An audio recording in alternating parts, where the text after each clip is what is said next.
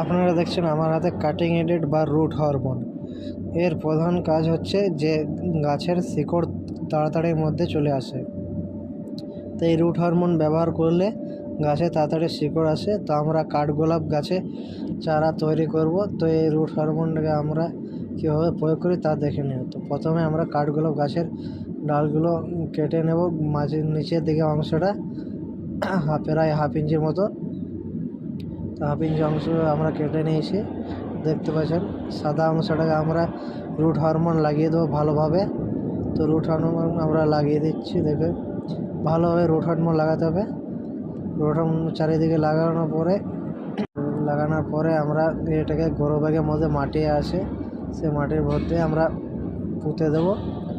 মাটির মধ্যে আমরা গ্রো ব্যাগের মধ্যে মাটি রেখেছি, মাটির মধ্যে একটু গাড্ডা করে নেব। তারপর আমরা পুঁতে দেবো।